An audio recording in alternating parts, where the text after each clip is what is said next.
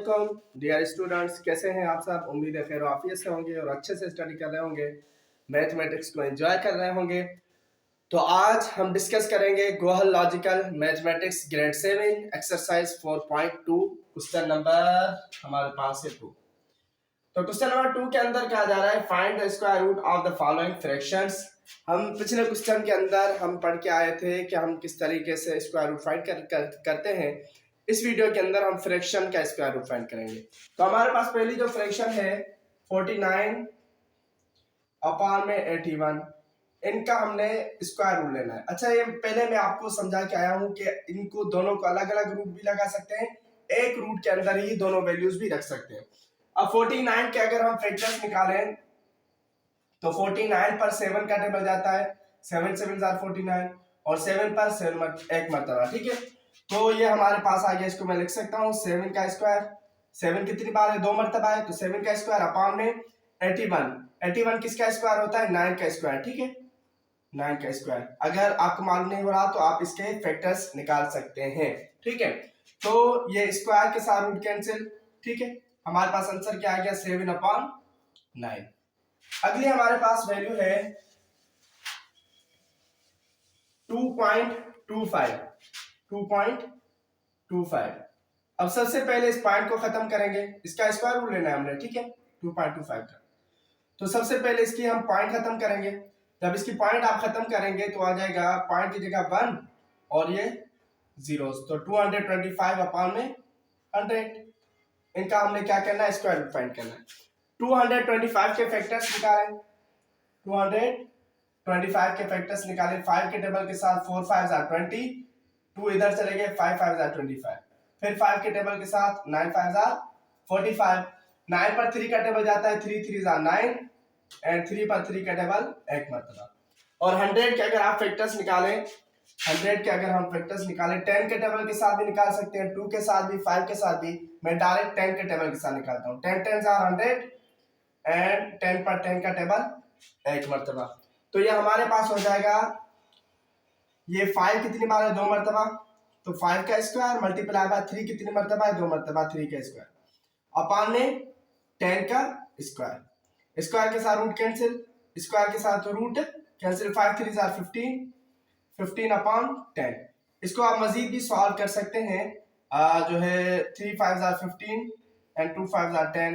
ठीक है, 3 अपॉन 2। फिर इसको डिवाइड करके डेसिमल के अंदर इसका आंसर रख सकते हैं। 3 को डिवाइड करेंगे 2 के साथ तो डेसिमल में आंसर आ जाएगा। ठीक है, अगला हमारे पास क्वेश्चन है 16 डिवाइडेड बाय 36। 16 और 36 का हमने स्क्वायर रूट फाइंड करना है। ठीक है, 16 के अगर आप फैक्टर्स निकालें 2 के टेबल के साथ 8 2 16, फिर 2 के टेबल के साथ 4 2 8, फिर 2 के टेबल के साथ 2 2 4, फिर 2 के टेबल के साथ 1। इसी तरीके से 36 के फैक्टर्स निकालें। 36 पर 2 का टेबल 18 मरतबा, फिर 18 पर 2 का टेबल 9 मरतबा, फिर 9 पर 3 का टेबल 3 मरतबा, फिर 3 पर 3 का टेबल 1 मरतबा। तो आप इसको लिख सकते हैं 16 को 2 का स्क्वायर मल्टीप्लाई बाय 2 का स्क्वायर। ये 2 4 मरतबा है, ये 2 मरतबा, ये 2 मरतबा, 2 का स्क्वायर, ये 2 का स्क्वायर अपॉन में ये 2 का स्क्वायर, ये 3 का स्क्वायर। ठीक है, तो 2 का स्क्वायर मल्टीप्लाई बाय 3 का स्क्वायर।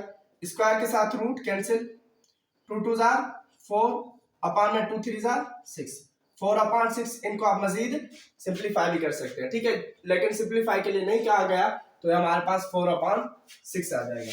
उसके बाद हमारे पास वैल्यू है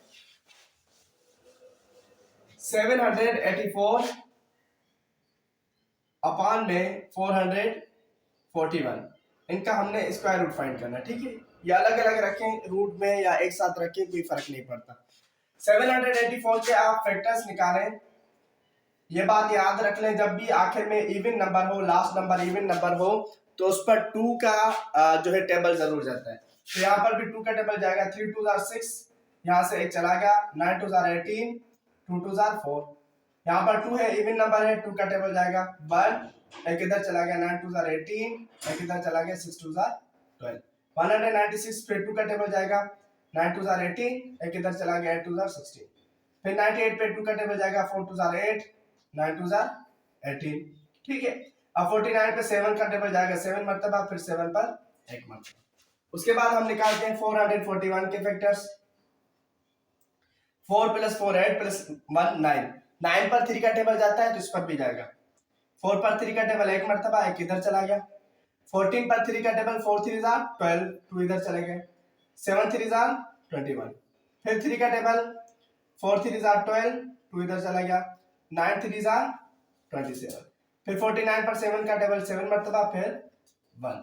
तो हमारे पास 784 के फैक्टर्स क्या आ गए, यानी कि ये स्क्वायर, ये स्क्वायर, ये स्क्वायर। 2 का स्क्वायर मल्टीप्लाई बाय 2 का स्क्वायर मल्टीप्लाई बाय 7 का स्क्वायर अपान में 3 का स्क्वायर और 7 का स्क्वायर।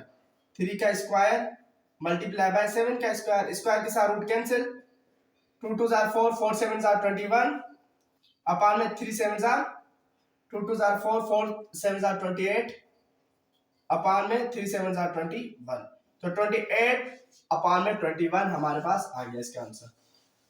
उसके बाद हमारे पास वैल्यू है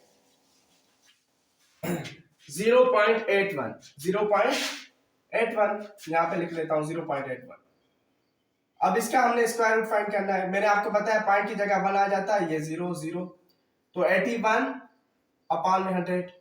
ठीक है, अगर आपको डायरेक्ट स्क्वायर्स याद है ना, जिस तरीके से 2 का स्क्वायर 4, 3 का स्क्वायर 9 और जो है 4 का स्क्वायर 16, 5 का स्क्वायर 25, अगर 10 तक याद है तो आप डायरेक्ट भी कर सकते हैं। आपको मालूम है 81 किसका स्क्वायर होता है, 9 का, और 100 किसका, 10 का। ठीक है, तो इसको हम लिख सकते हैं 9 का स्क्वायर अपान में 10 का स्क्वायर। स्क्वायर से तो रूट कैंसिल, 9 अपान 10 आंसर आ गया। वरना अगर आपको ये याद नहीं है तो 81 के फैक्टर्स निकालें, फिर 100 के फैक्टर्स निकालें। जिस तरीके से हम करते आ रहे हैं उस तरीके से आप इसको सॉल्व कर सकते हैं। उसके बाद हमारे पास वैल्यू है 3 होल 6 अपान 25, 3 होल 6 अपान 25। सबसे पहले मिक्स्ड फ्रैक्शन को हम इम्प्रॉपर फ्रैक्शन में चेंज करेंगे। ये आप याद रख लें, मैथमेटिक्स के अंदर कभी भी कोई भी प्रॉब्लम मिक्स्ड फ्रैक्शन में सॉल्व नहीं होगा। मिक्स्ड फ्रैक्शन को हमेशा इम्प्रॉपर में चेंज करेंगे, फिर उसको सॉल्व करेंगे। तो आइए चेंज करते हैं। 3 को 25 के साथ मल्टीप्लाई करवाएं 75, 75 को 6 के साथ प्लस करें, 75 प्लस 6, इसको इसके साथ मल्टीप्लाई किया 75, इसको इसके साथ प्लस करें, 75 प्लस 6 आ जाएगा हमारे पास 81 अपान में 25। अब इसका हमने लेना है रूट, स्क्वायर रूट। ठीक है, 81 आपको पता है, अगर नहीं पता तो फैक्टर्स निकाल लें। 3 के टेबल के साथ 2 3 जार 6, 2 इधर चला गया, 7 3 जार 21, फिर 3 का टेबल 9 3 जार 27, फिर 3 का टेबल 3 3 जार 9, फिर 3 का टेबल 1 मरतबा। इसी तरीके से 25 के फैक्टर्स निकालें अगर आप तो 5 और 5 1 जार 5।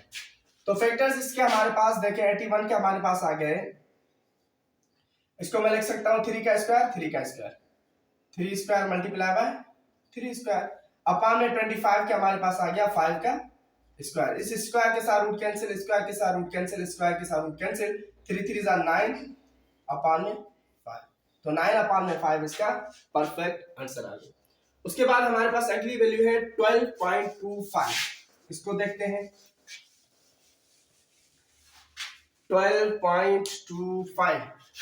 ठीक है, 12.25।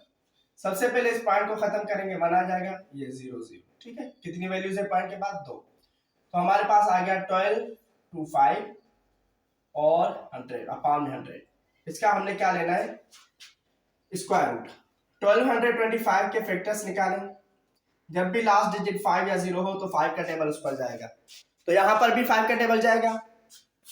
2 5 are 10, 2 इधर चला गया, 4 5 are 20, 2 इधर चला गया, 5 5 are 25, 245। ठीक है, 2 5 are 10, 2 इधर चला गया, 4 5 are 20, सही है। अब इस पर 5 का टेबल जा रहा है, 4 5 are 20 एंड 4 इधर चला गया, 9 5 are 45। 49 पे 7 का टेबल 7 मरतबा, फिर 7 पर 7 का टेबल 1 मरतबा। 100 के फैक्टर्स निकालें, 10 के टेबल के साथ भी निकाल सकते हैं, 2 के साथ भी, चले 2 के साथ निकालते हैं। ये आ जाएगा 50, फिर 2 के टेबल के साथ 25, फिर 5 के टेबल के साथ 5, फिर 5 के टेबल के साथ 1। तो हमारे पास इसके फैक्टर्स क्या आ गए, 1225 के 5 का स्क्वायर और 7 का स्क्वायर। तो हम लिख लेते हैं 5 square multiply by 7 square upon में 100 के फैक्टर्स क्या आ गए, 2 का स्क्वायर और 5 का स्क्वायर 2 का स्क्वायर मल्टीप्लाई बाय 5 का स्क्वायर। इन स्क्वायर के साथ रूट कैंसिल, 5 7 are 35 अपॉन में 2 5 are 10, तो हम 35 अपॉन में 10 ये हमारे पास परफेक्ट आंसर आ गया। उसके बाद हमारे पास लास्ट जो मैंने रखा हुआ है क्वेश्चन, उसको सॉल्व करते हैं।